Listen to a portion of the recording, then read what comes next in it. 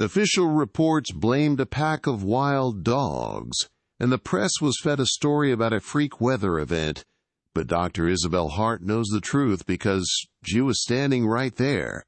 In the pre-dawn dark, she faced them, 300 unmoving figures in the mist, their golden eyes glowing like embers. They weren't hunting for a kill. They were waiting for him. Isobel thought she had left the drama of the emergency room behind for a quiet life in the mountains. She was wrong. The night she pulled a dying stranger from the snow, she didn't just save a life. She started a war. And by sunrise, her cottage was the front line. This is the story of how she healed the Alpha King, and why his army came for her. The silence of the Scottish Highlands is usually a comfort. Tonight, it felt like a threat. Dr. Isobel Hart adjusted the collar of her heavy wool coat, squinting through the frosted window of the roost, her isolated stone cottage 5 miles off the A93 road. Outside, the blizzard wasn't just falling. It was driving horizontally, a wall of white noise that buried the world. Isobel had moved here 6 months ago after the St. Jude incident. A polite name for the night the London ER she managed was overwhelmed by a gang shooting that left her with trembling hands and a resignation letter. She wanted peace. She wanted boring. The universe apparently had a different sense of humor. A dull thud vibrated through the floorboards. It wasn't thunder. It sounded mechanical, heavy metal grinding against ancient stone. Isobel grabbed the heavy Maglite flashlight from the mantel. Her golden retriever Barnaby was already at the door, a low, uncharacteristic growl rumbling in his chest. "Easy, Barnaby," she whispered, though her own heart hammered against her ribs. She opened the door. The wind nearly tore it from its hinges. Pushing out into the snow, the beam of her flashlight cut through the swirling white flakes. It took her a moment to process the shape at the edge of her property line, right where the old stone wall met the dense pine forest. It was a Land Rover Defender, crumpled like a tin can against an ancient oak tree. Smoke hissed from the engine, black against the white snow. Isobel's training kicked in. The trembling in her hands vanished, replaced by the cold, clinical focus of a trauma surgeon. She ran. "Hello? Can you hear me?" She screamed over the wind, wrenching the driver's side door open. The interior light flickered. The driver was gone, ejected, or fled. But in the back seat, slumped against the shattered window, was a man. He was massive. Even crumpled in unconsciousness, his shoulders filled the width of the bench seat. He wore a torn tuxedo jacket, the expensive fabric soaked in dark, viscous blood. But it wasn't the crash that had hurt him. Isobel leaned in, checking his pulse. It was thready, erratic. As she brushed the wet hair from his forehead, she saw the wounds. 3 distinct, parallel gashes tore across his chest, shredding the dress shirt and the skin beneath. They were deep. Too deep for a knife. Too clean for shrapnel. They looked like claws. "Stay with me," she muttered, hauling him by the arm. He was dead weight, easily 220 pounds of muscle. "Come on, you stubborn ox. Move," he groaned, a sound that seemed to vibrate in the air around them, deeper than a human voice should be. His eyes cracked open. Isobel froze. In the flickering cabin light, his irises weren't brown or blue. They were gold. Liquid, luminous gold, with pupils that didn't dilate in the dark. They narrowed into vertical slits. "Leave me," he rasped. His voice was rough, like gravel grinding in a mixer. "They are coming." "Who's coming?" Isobel demanded, draping his arm over her shoulder. The police? The ambulance won't make it in this storm. The vein, he choked out, blood bubbling at his lips. Run, little doctor! I'm not little. And I'm not running, she grunted, leveraging her weight to drag him out into the snow. And you're not dying on my driveway. It's bad for the property value. It took 20 agonizing minutes to drag him the 50 yards to the cottage. By the time she kicked the door shut and collapsed onto the rug in front of the fireplace, her lungs were burning. She rolled him onto his back. The light of the fire illuminated his face.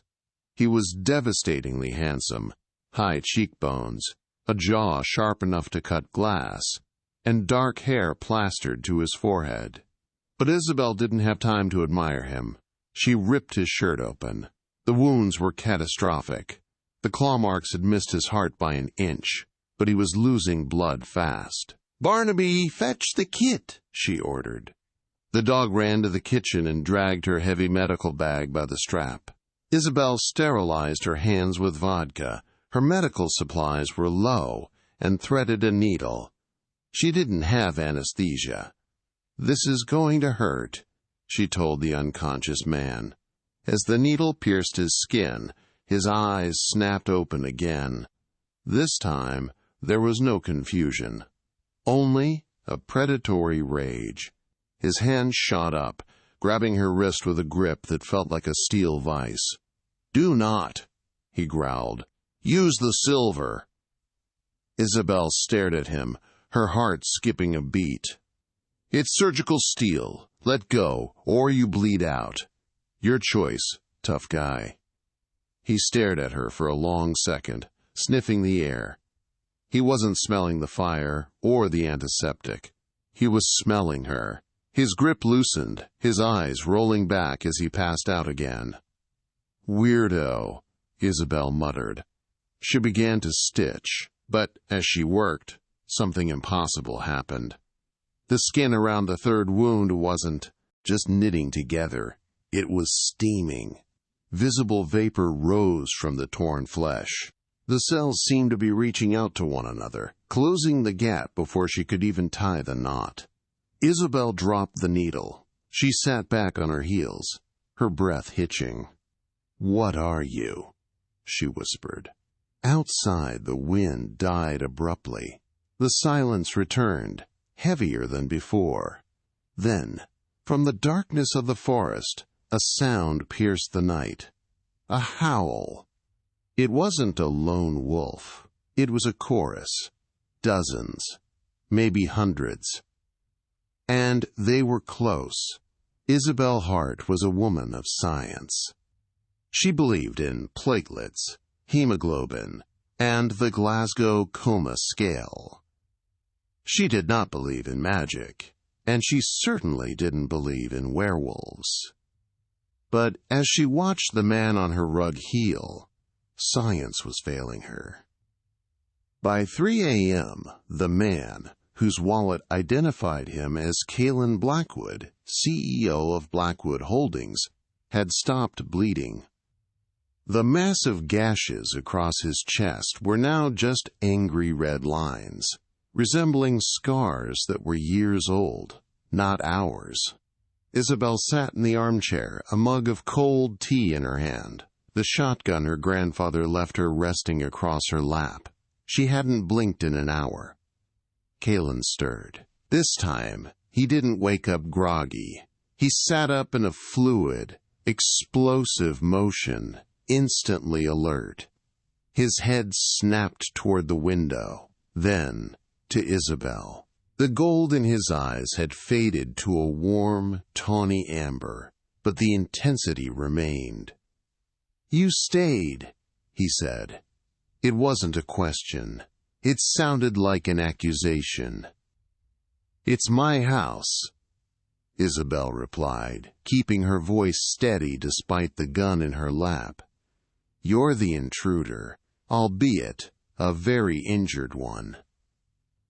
Kalen looked down at his chest. He traced the fresh scars with a calloused finger. You stitched me. You have steady hands. And you have a superhero healing factor, Isobel said, standing up. I'm a doctor, Mr. Blackwood. I know what human bodies do. They don't do that. Kalen stood up. He towered over her, at least 6'4". The room suddenly felt very small. He walked to the window, ignoring her question, and peered out into the darkness. How long until sunrise? He asked. 2 hours. Why? Do you turn into a pumpkin? He turned to look at her, a ghost of a smile touching his lips. It made him look younger, less terrifying. Something like that. My name is Kalen. I know. I checked your wallet. You're a long way from London, Kalen. I was deposed, he said, the word heavy with bitterness. A hostile takeover. My second in command, Silas Vane, decided my leadership was too lenient. So he clawed your chest open? Isobel asked skeptically. What kind of business are you in? Shark wrestling? Kalen stepped closer to her. He didn't seem threatened by the shotgun. He seemed fascinated by her. He took a deep breath, inhaling her scent again. Isobel, he said, reading the name on her old hospital badge that sat on the table. You need to leave. Now, take your car. Go south. I can't. The Land Rover blocked the driveway, and the snow is 3 feet deep.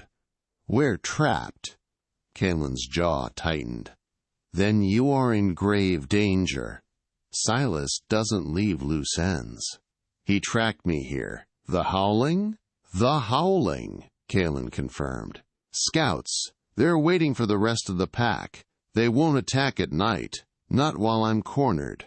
They'll wait for the light to ensure I'm dead. Silas likes an audience.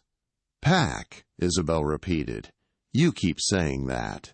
Kalen looked her dead in the eye. Isobel, look at me. Look at how I healed. Look at my eyes. Tell me you don't know what I am. Isobel opened her mouth to argue, to rationalize, but the memory of the steam rising from his wounds stopped her. Lycanthropy, she whispered.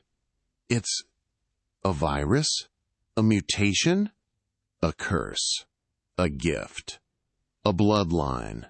Kalen said softly, I am the alpha of the Obsidian Ridge Pack. Or I was, until yesterday. Suddenly, Barnaby began to bark frantically at the front door. Kalen moved faster than humanly possible. He was at the door in a blur, shoving a heavy oak chest against it. Thud. Something massive hit the door from the outside. The wood splintered. They're impatient. Kalen growled. His voice dropped an octave, vibrating in his chest. Silas must have arrived. What do we do? Isobel asked, grabbing her medical bag. I have scalpels, rubbing alcohol, and a shotgun with 4 shells. Kalen looked at her, and for the first time she saw fear in his eyes. Not for himself, but for her. Stay behind me. If they breach the door, you run to the cellar. Do not look back. I told you, Isobel said, racking the slide of the shotgun. I don't run. The sun began to crest over the mountains, painting the snow in shades of violet and blood orange. As the light hit the valley, the howling stopped. Kalen moved to the window. Isobel followed his gaze. Her breath caught in her throat. It wasn't just a few wolves. Surrounding the cottage, standing in perfect concentric circles amidst the snow, were hundreds of wolves. Massive, timber-gray beasts, black wolves, rusty red ones. They sat silently, their breath misting in the cold air. Directly in front of the gate stood a man in a long, dark coat. He was flanked by 2 wolves the size of ponies. "Silas," Kalen hissed. The man outside raised a hand. The sea of wolves stood up in unison. "He's not here to negotiate," Kalen said, his body beginning to tremble, bones shifting under his skin. "Isobel, whatever happens next, do not let them take you alive." "Why?" she asked, her voice trembling. "What do they want with me?" Kalen turned to her, his face contorted with the pain of the shift beginning. "Because he gasped. "I marked you. When I bled on you. You smell like the Alpha now. To them, you are the Queen." The transformation didn't happen. Kalen fell to his knees, his body convulsing. The sound of bones cracking filled the small living room, but instead of the fluid, powerful shift of a predator, it looked like torture. He screamed, a raw, human sound that tore at Isobel's nerves. "Stop it!" Isobel dropped the shotgun and slid to her knees beside him. She grabbed his face, forcing him to look at her. His skin was burning hot, sweat soaking through the tattered dress shirt. "Breathe, Kalen. You're going into shock. Your body can't handle the shift and the blood loss at the same time." "I have to fight," he gritted out, his teeth elongated, fangs grazing his lower lip. "He will kill everyone if I don't submit." "You're not fighting anyone," Isobel snapped. She reached into her bag and pulled out a syringe of diazepam. It was meant for seizures, but it would have to do. She jammed it into his thigh. "You're staying human. If you turn into a wolf now, you'll tear your stitches open and bleed out in seconds. Biology doesn't care if you're a king." The drug hit his system fast, or perhaps his exhaustion finally won out. The golden glow in his eyes dimmed. The growling in his chest subsided into a ragged pant. Outside, a voice boomed, magnified by the valley walls. "Kellen!" It was a smooth, cultured voice. It sounded like a man ordering a latte, not a warlord commanding a siege. "We know you're in there, old friend, and we know you're hurt. The scent of your blood is distinct. It's making the pack anxious." Isobel crawled to the window, peering through a crack in the curtains. Silas Vane stood by the gate. He was wearing a tailored charcoal overcoat, his hands in his pockets, looking entirely too comfortable in the freezing wind. "He's playing with us," Kalen whispered, leaning heavily against the wall. "He wants me to come out and challenge him. If I die in hiding, the pack sees me as a coward. If I die in a duel, Silas takes the alpha power legitimately. So we wait him out," Isobel said. "We can't. He'll get bored. Then he'll burn the house down." Isobel looked around her cottage. This was her sanctuary. Her books, her grandfather's paintings, the life she built to escape the noise of London. A cold fury settled in her gut. She stood up and walked to the door. "Isobel, no!" Kalen tried to grab her, but the sedative made his limbs heavy. Isobel threw the bolts and opened the front door. The cold air rushed in, biting at her exposed face. Barnaby whined behind her, but stayed close. Isobel stepped out onto the porch, the shotgun resting casually in the crook of her arm.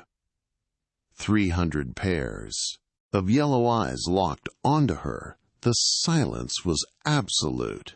Silas Vane tilted his head, his expression shifting from arrogance to genuine curiosity. He sniffed the air, his nose wrinkling. "Well," Silas said, his voice carrying easily over the snow, "this is unexpected. I smell Kalen, but I smell him on you. Heavy. Like you've bathed in him." "I'm a trauma surgeon," Isobel called out, her voice surprisingly steady. "Blood is part of the job description. Get off my land," Silas chuckled. a dry, humorless sound. He took a step forward. The two massive wolves flanking him growled low in their throats. "You have something of mine, Dr. Hart. Give me the king, and I'll let you walk away. I might even let you keep the dog." "He's a patient," Isobel retorted. "And under the Hippocratic Oath, I can't release a patient who isn't stable. Come back in 6 weeks during visiting hours." Silas's smile vanished. "You think this is a game? Look around you." He gestured to the army of wolves. "I can snap my fingers, and they will turn that cottage into matchsticks." "Go ahead," Isobel bluffed. "But you want his power, don't you? Kalen told me how it works. You need him to challenge you. If you send your dogs in to rip him apart while he's unconscious, you don't get the alpha spark. You just get a dead rival and a pack that knows you're a fraud." A ripple of unease went through the ranks of wolves. Ears flattened, tails twitched. Isobel had struck a nerve. She had guessed right. Politics mattered, even to monsters. Silas's eyes flashed, a momentary flicker of red. "You are clever. That is unfortunate. Clever things are harder to break." He pulled a silver pocket watch from his coat. "I will give you until high noon, Doctor. Patch him up. Get him on his feet. Send him out to die like a king, if he isn't out here by the time the sun hits its peak. I will come in, and I won't care about the rules anymore." He snapped the watch shut. "And, Doctor, don't try to run. The perimeter is sealed." Silas turned his back. The army of wolves sat down in the snow, a ring of statues waiting for the slaughter. Isobel backed into the house and slammed the door, locking it. Her knees finally gave out and she slid down the wood, exhaling a breath she didn't know she was holding. "You provoked him!" Kalen rasped from the floor. He was looking at her with a mix of horror and awe. "You just lectured the Butcher of Brighton on pack politics." "I bought us 4 hours," Isobel said, checking her watch. "Now, let's see if I can save your life before I have to send you out to lose it." The cottage was warm, but Kalen was shivering violently. Isobel had moved him to the kitchen table, which she had scrubbed down with bleach. It was the closest thing to an operating theater she had. The morning light streamed in through the windows, illuminating the grim reality of his condition. The stitches were holding, but the skin around them had turned a sickly, bruised purple. The black veins she had noticed earlier were spreading, spider-webbing out from the claw marks across his chest and up his neck. "It's not just physical trauma," Isobel murmured, pressing her fingers against his lymph nodes. They were swollen hard as rocks. "It's a toxin." "Wolfsbane," Kalen gritted out through chattering teeth. "Silas coats his claws in it. A resin extract.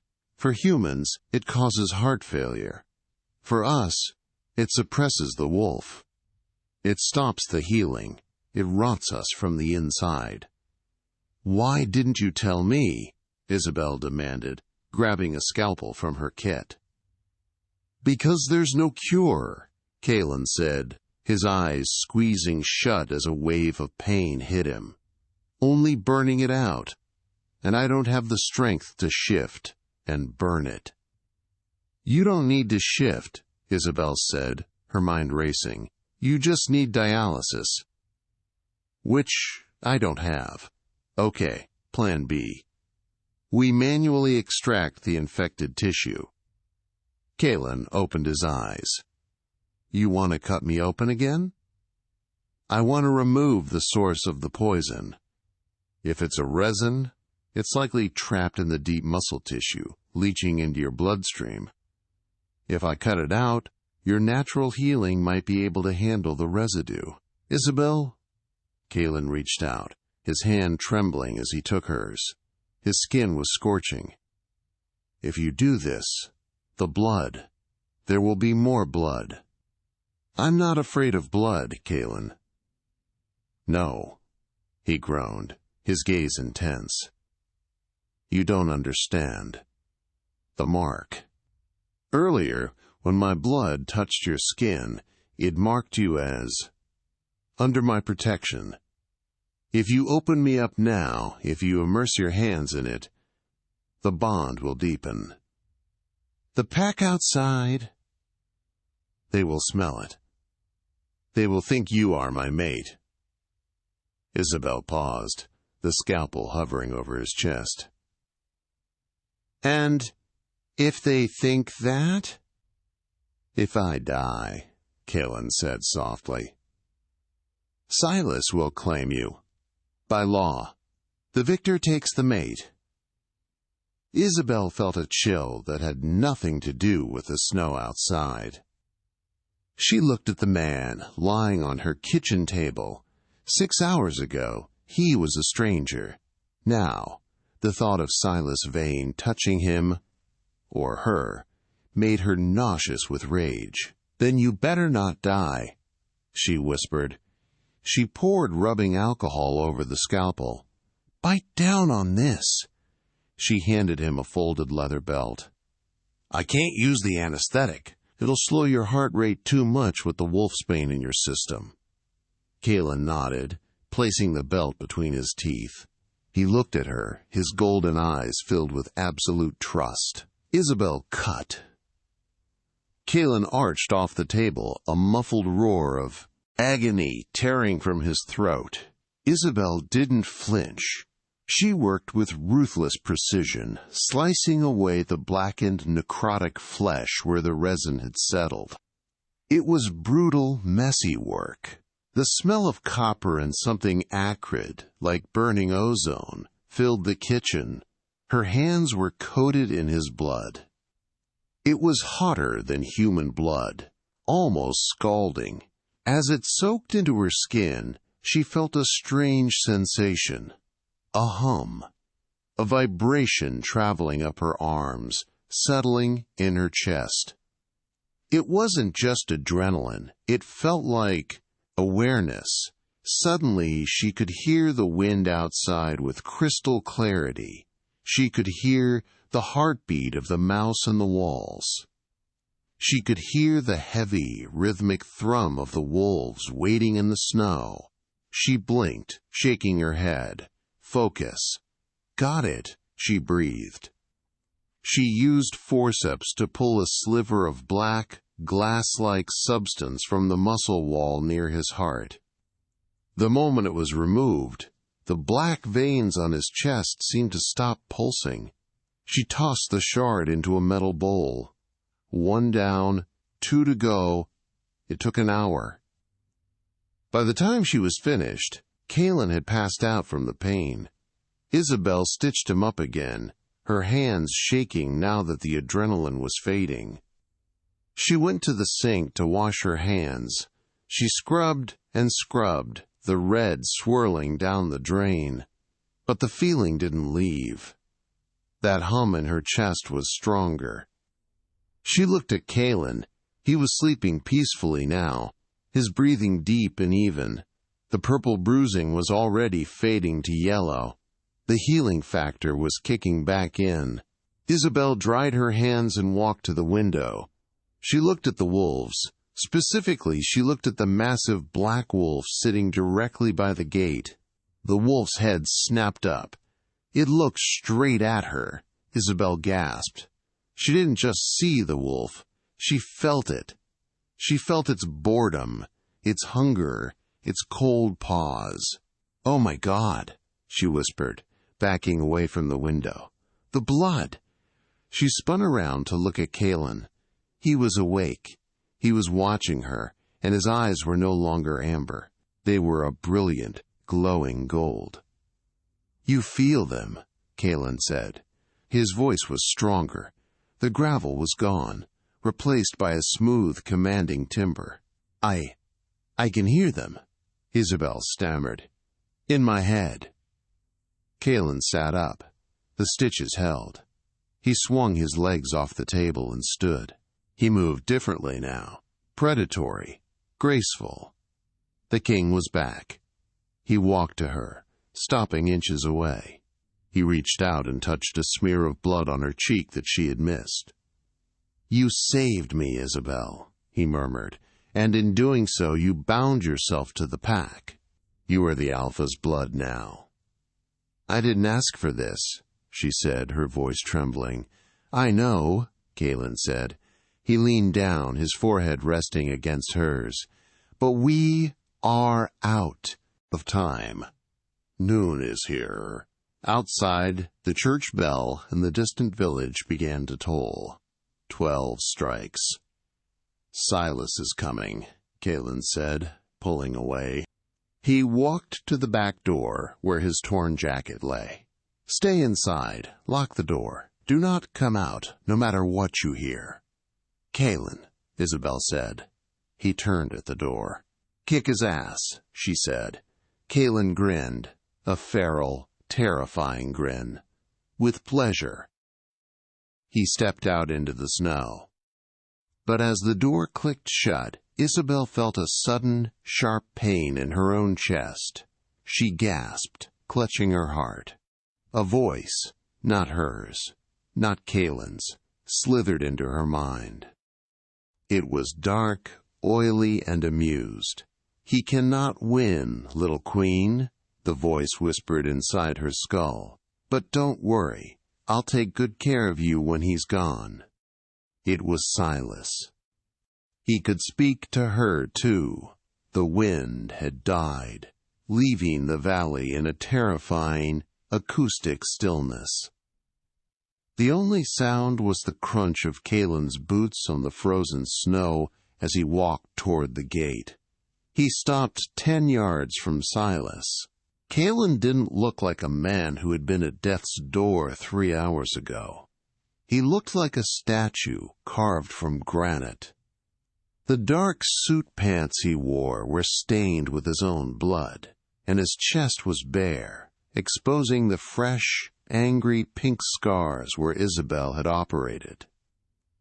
The cold air didn't seem to touch him. Steam rose gently from his shoulders, his metabolism running hot, preparing for the change. "You look terrible, Silas," Kalen said, his voice calm, echoing off the valley walls. "Leadership doesn't suit you. You look tired." Silas Vanes smiled, but the expression didn't reach his eyes. He unbuttoned his heavy wool coat, letting it drop to the snow.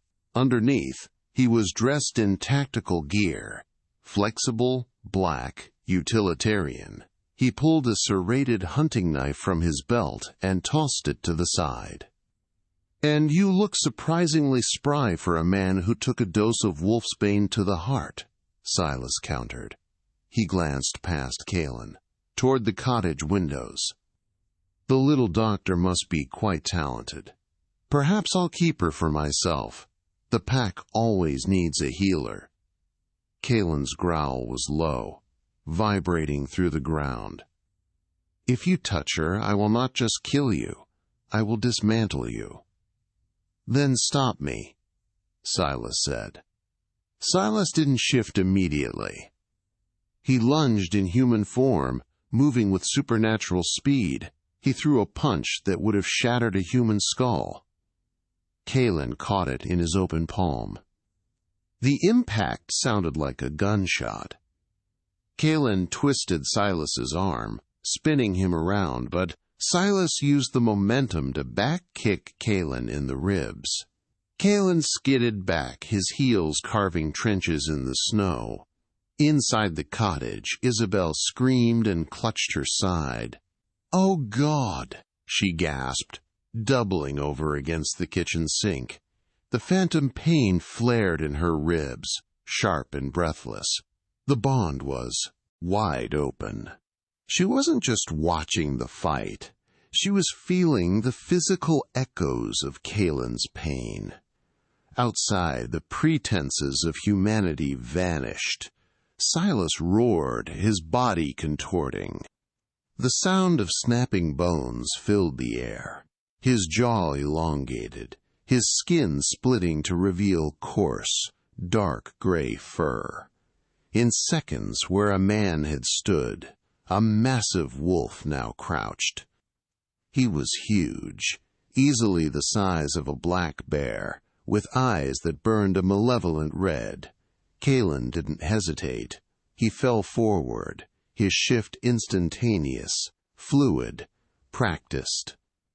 He exploded into a creature of nightmares. Kalen's wolf form was midnight black, sleek, and significantly larger than Silas. His fur absorbed the light, making him look like a void in the landscape. His eyes were two burning suns. The two beasts collided. It was a blur of violence. Teeth snapped on air and fur. They rolled through the deep snow, a tangle of black and gray. Silas was faster, vicious, snapping at Kalen's hamstrings. But Kalen was raw power. He swatted Silas aside with a paw the size of a dinner plate, sending the gray wolf flying into the stone wall of the cottage garden. Crack! Isobel fell to the floor, her head spinning as if she'd hit the wall herself. Blood trickled from her nose. "Get up, Kalen," she whispered, wiping the blood away. "Get up." As if hearing her, the black wolf shook his massive head. He stalked towards Silas, who was struggling to rise from the rubble of the wall. The 300 wolves in the circle watched in silence. This was the law, the Alpha Challenge. They could not interfere. Kalen pinned Silas to the ground, his jaws closing around the gray wolf's throat. It was over. All Kalen had to do was bite down. But he didn't. Kalen growled, a deep, rumbling command. "Submit." Silas whimpered. He went limp, exposing his neck, the universal sign of surrender. Kalen released him. He stepped back, chest heaving, lifting his head to howl his victory to the pack. Bang! The sound shattered the world. Kalen's black form jerked violently. A spray of red mist erupted from his shoulder. He collapsed into the snow, thrashing. Isobel screamed, clutching her own shoulder as searing heat blinded her. It wasn't a magic spell, it wasn't a claw. It was a high-velocity sniper round. Silas scrambled to his feet, shifting back into human form, naked and laughing, blood streaming from his mouth. He looked up toward the ridge of the mountains, where the glint of a scope flashed in the sun. "I told you, Kalen," Silas spat, wiping his chin. "I don't care about the rules." The code of the pack was sacred. And interference in an alpha duel was punishable by death. But as Kalen writhed in the snow, bleeding from a wound that shouldn't exist, the army of wolves did not attack Silas for his treachery. They didn't move. They looked confused. "He is weak," Silas screamed at the pack, gesturing to the fallen king. "Look at him! He relies on humans. He brings human weapons into our war." It was a lie. A masterful, gaslighting lie. Silas was blaming the sniper shot on Kalen's side, confusing the pack. "Finish him!" Silas commanded the two massive lieutenants flanking him. "Tear his throat out!" The two wolves hesitated, then stepped forward, hackles raised, closing in on the wounded Kalen. Inside the cottage, the pain in Isobel's shoulder was blinding, but the rage was stronger. She saw the sniper glint on the ridge. She saw Silas grinning.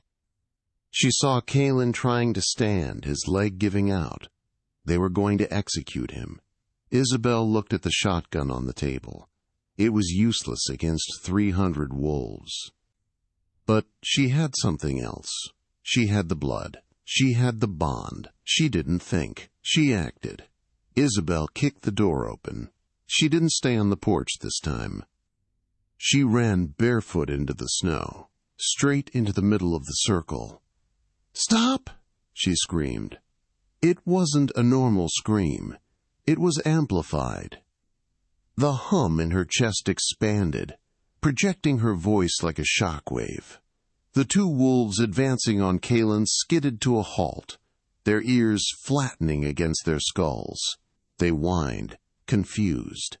Silas turned to her, his eyes wide. "You stupid girl. You just signed your death warrant." Isobel ignored him. She dropped to her knees beside the massive black wolf. Kaelin was breathing in shallow, ragged gasps. The bullet was lodged deep, likely silver-tipped, preventing him from shifting back or healing. She placed her hands on his thick, black fur. "I've got you," she whispered. Then she looked up. She looked directly at the army of wolves. "He cheated," Isobel yelled, pointing at Silas. "He used a human gun. Look at the wound. No claw did that." Silas lunged for her. "Kill her. She is corrupting the pack." "I am the Alpha's blood," Isobel roared back. And then she did the impossible. She didn't just speak to the pack. She pushed into their minds. The connection Kaelin had opened wasn't a one-way street. Because she had healed him, because her hands had been inside his chest cavity, mixing her life with his, she was a conduit. She projected the image of what she had seen, the sniper on the ridge. She projected the feeling of Kaelin's betrayal. She projected the smell of the gunpowder that clung to Silas's coat. 300 heads snapped towards Silas. The realization hit the pack like a physical blow. Their alpha, their true alpha, had won the duel. The challenger had used a human mercenary to intervene. A low dissonance of growls began to rise from the circle. It started with the older wolves, the ones who remembered the old laws. Then it spread. Silas froze. He looked around, realizing the tide had turned. "Fools!" Silas hissed. "I offer you power. He offers you peace. Peace is death for our kind." He grabbed Isobel by the hair, hauling her up. She cried out, dropping the shotgun she had dragged with her. Silas pulled a silver-plated Desert Eagle pistol from his waistband, another violation of the old ways, and pressed it to her temple. "Back off!" Silas screamed at the encroaching wolves. "Or the Queen dies!" Kaelin, still in wolf form, let out a sound that broke Isobel's heart. It was a plea. He tried to drag his massive body forward, but the silver poison in his shoulder paralyzed him. "Nobody moves," Silas panted, his eyes darting around. "I'm leaving, and I'm taking her. If anyone follows, I paint the snow with her brains." The wolves halted. They could tear Silas apart in seconds, but not before he pulled the trigger.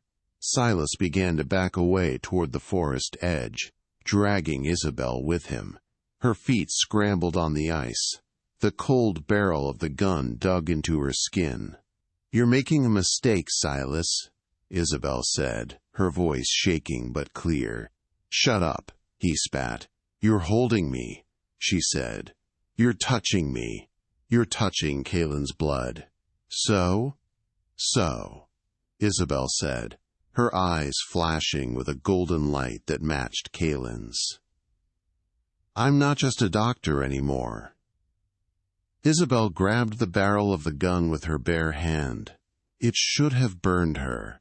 It should have been impossible to move. But the adrenaline and the wolf blood surge gave her hysterical strength. She twisted the gun away from her head just as Silas pulled the trigger. Bang! The bullet shattered a window of the cottage. Silas roared in frustration and backhanded her, sending her flying into a snowdrift. He raised the gun again to finish her, but he was too slow. A blur of gray and white launched from the porch. Barnaby, the golden retriever who had been cowering inside, saw his mistress hit the ground. The domestic dog didn't have the size of a wolf, but he had the loyalty of a king. He clamped his jaws onto Silas's wrist. It wasn't enough to kill Silas, but it was enough to make him drop the gun, and that 1 second of distraction was all the pack needed. "Take him!" Isobel screamed. The circle collapsed. 300 wolves descended on Silas Vane. But Silas was cunning. He pulled a pin on his belt, a flashbang grenade, and dropped it at his feet. Boom! A blinding white light and a deafening concussive blast knocked the front line of wolves backward. Blinded and deafened, the pack fell into chaos. When the smoke cleared 10 seconds later, the snow where Silas had stood was empty. He was gone. But he had left something behind. Isobel crawled over to Kaelin. The massive wolf was convulsing.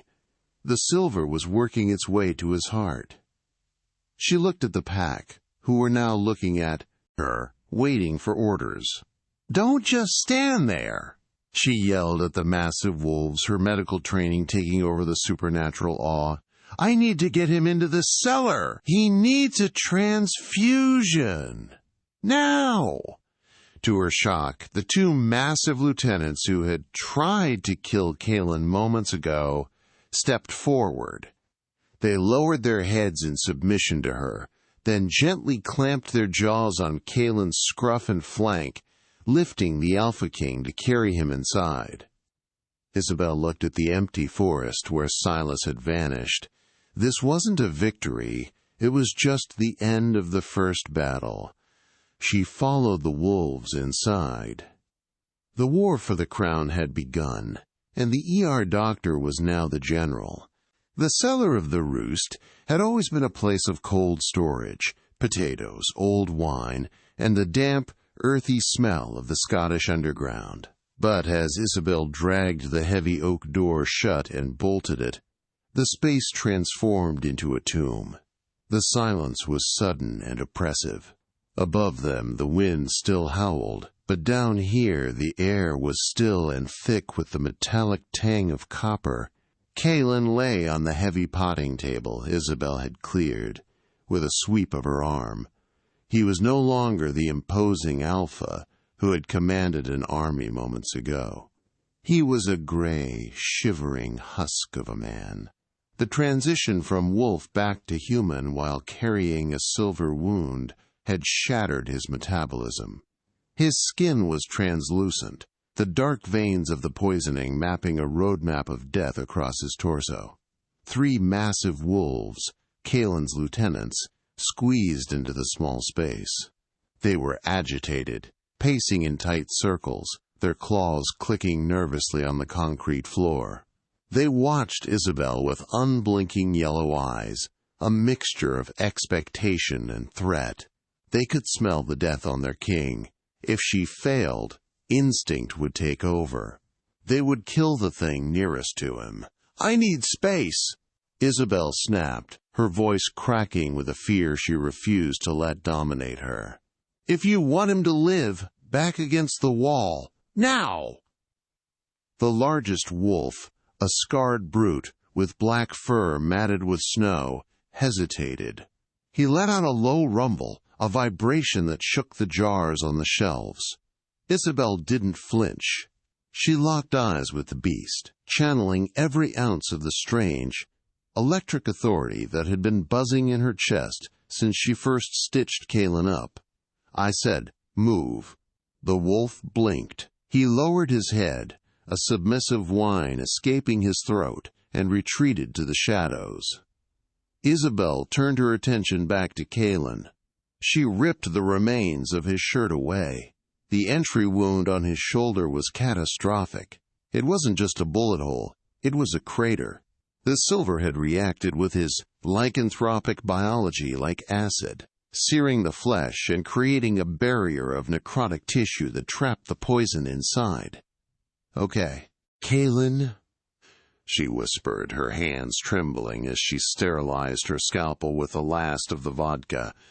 "Stay with me, you're too stubborn to die in a root cellar." She cut.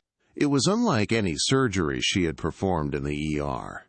The tissue was dense, resistant, and it was hot. Even in his dying state, Kaelin's body temperature was running at a fever pitch, trying to burn out the invader. Isobel worked with brutal efficiency. She had no anesthesia, no suction, no nurses to hand her clamps. She used her fingers to spread the muscle, ignoring the searing heat radiating from his blood. "There you are," she murmured. Deep against the scapula she saw the glint, a heavy, silver-jacketed slug. It was lodged against the bone, pulsing with a faint, toxic heat. She grabbed the forceps. "Hold him!" she yelled at the wolves. "He's going to thrash!" The 3 wolves surged forward. They didn't bite. They used their massive weight, placing heavy paws on Kaelin's chest and legs, pinning their alpha to the table. Isobel clamped onto the bullet. She gritted her teeth and pulled. Kaelin's back arched off the table, a raw, guttural scream tearing from his throat that sounded more animal than human. The wolves whined in sympathy, their ears flattening. With a sickening squelch, the bullet came free. Isobel threw it into a metal bowl, where it clattered like a dropped coin. "It's out," she gasped, wiping sweat and blood from her eyes. "It's out, Kaelin. You can heal now." But he didn't heal. Instead, the frantic rhythm of his heart, which she had been monitoring with her fingers on his carotid artery, suddenly stuttered. Thump, thump, thump. Silence. Isobel froze. "No," she whispered. She pressed harder. Nothing. "No!" She slammed her fist onto his chest. "Don't you dare! Clear!" She began chest compressions. 1, 2, 3, 4. She pumped hard, cracking a rib in her desperation. The wolves began to growl, a rising cacophony of panic and aggression. They could hear the silence of his heart. They knew the king was gone. "He needs blood," Isobel realized, her mind racing through the trauma protocols. "He's hypovolemic." The silver stopped clotting. "He's empty." She looked around the cellar. No blood bags, no donors, just 3 wolves and herself. The bond, she breathed. Kaelin had told her, "You are the Alpha's blood." It wasn't just a metaphor. Since she had touched his blood, she had heard the pack. She had felt his pain. If the connection was psychic, maybe it could be biological too. Maybe she was the universal donor for a king. Isobel didn't hesitate. She grabbed a length of rubber surgical tubing and a fresh IV kit from her bag. She tied the tourniquet around her own bicep, pulling it tight with her teeth until the vein in the crook of her elbow bulged. She slammed the needle into her own arm. A hiss of pain escaped her lips, but she ignored it. She connected the line to the cannula she had already placed in Kaelin's wrist. She climbed onto the table, straddling his legs, and held her arm high above him. "Take it," she commanded the unconscious man. "Take everything you need." Gravity did its work. The dark red flow moved through the clear tubing, leaving her body and entering his. For a moment, nothing happened. The cellar was silent, except for the harsh breathing of the wolves. Isobel felt a wave of dizziness wash over her. The room spun. Her vision grayed at the edges. I'm going to pass out before it works, she thought. But then, the sensation hit her. It wasn't just blood loss. It was a pull. It felt as though a hook had snagged behind her navel and was dragging her soul through the plastic tube. She gasped, her head snapping back. Images that weren't hers flooded her mind, running through a moonlit forest on 4 legs, the smell of fear from a stag, the taste of iron, the crushing loneliness of a throne. The face of a woman, Isobel's face, seen through golden eyes. A jolt of electricity surged through the line. Kaelin's body arched again. A gasp, loud and desperate, sucked the air from the room.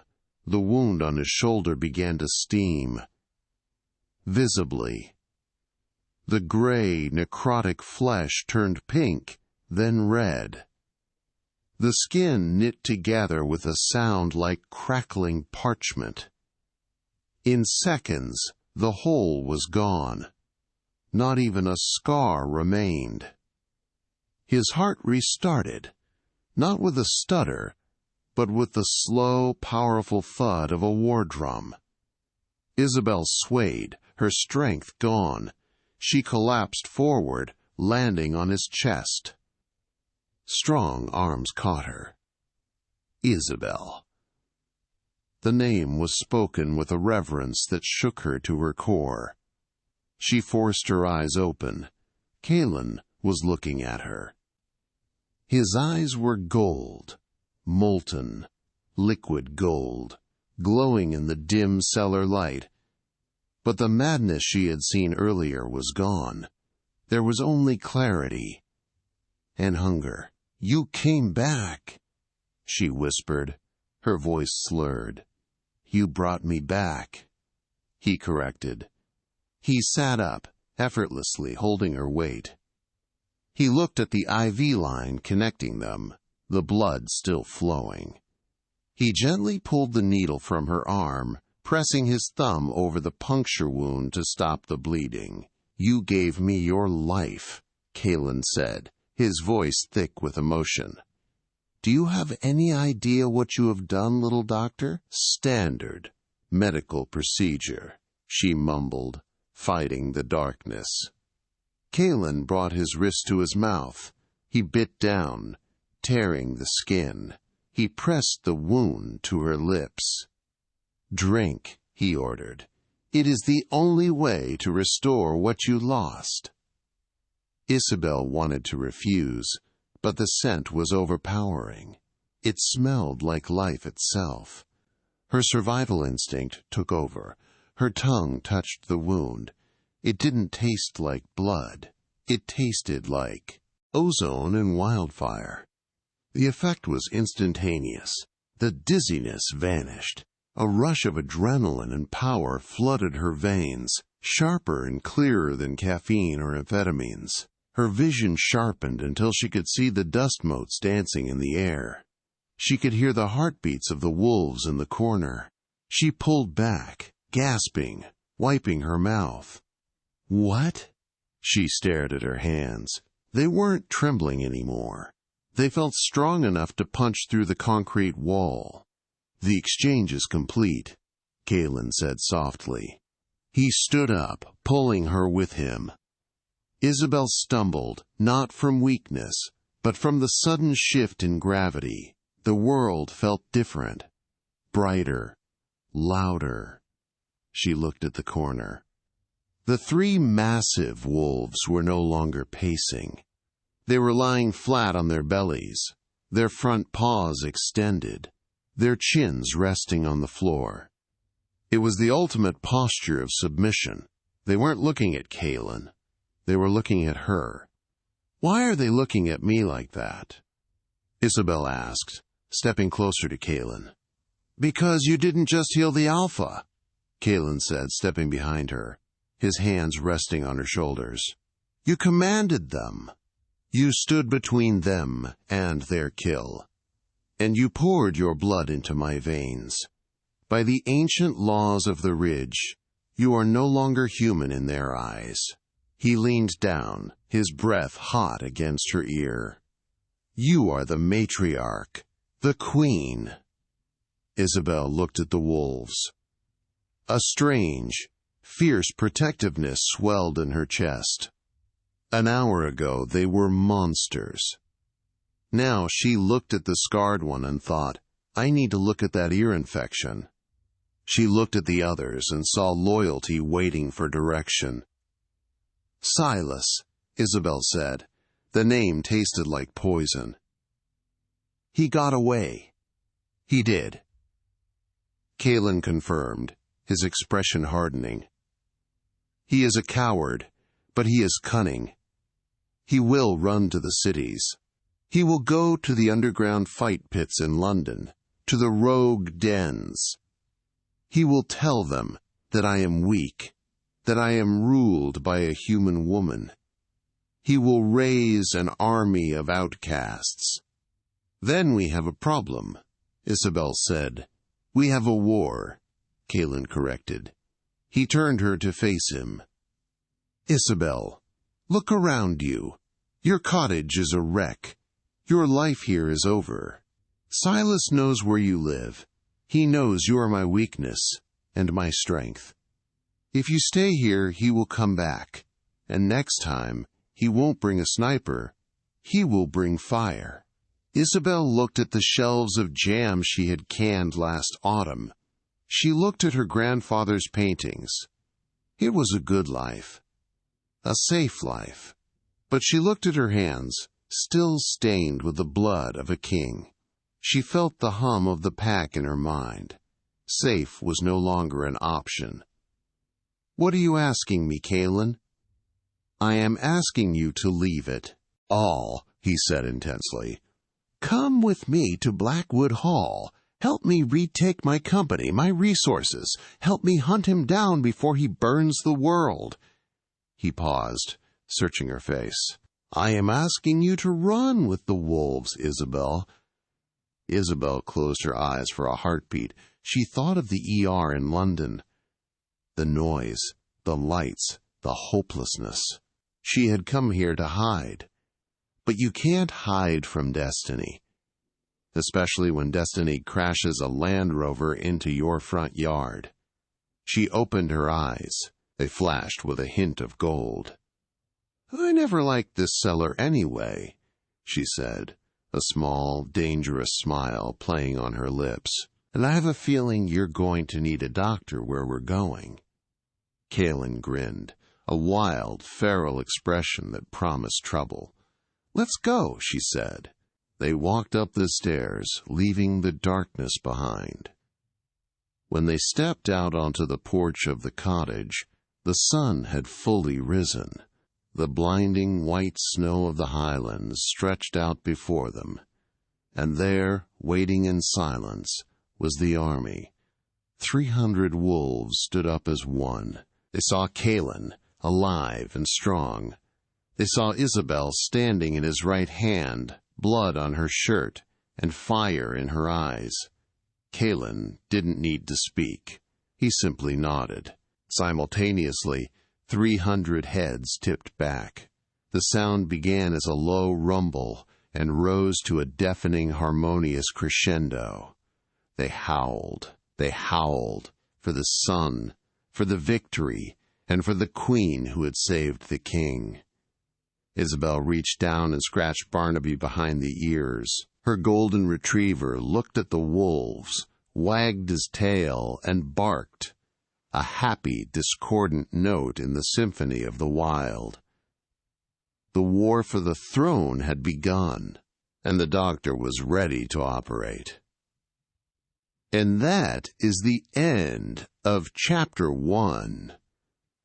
Isobel has left her quiet life behind to enter a world of blood, money, and magic. The bond has been sealed, and the army is on the move. But Silas Vane is still out there, gathering the rogues in the shadows of London.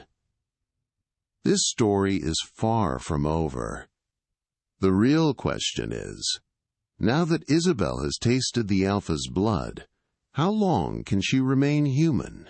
Will the bond force her to change, or will she remain the one human weakness in a kingdom of monsters?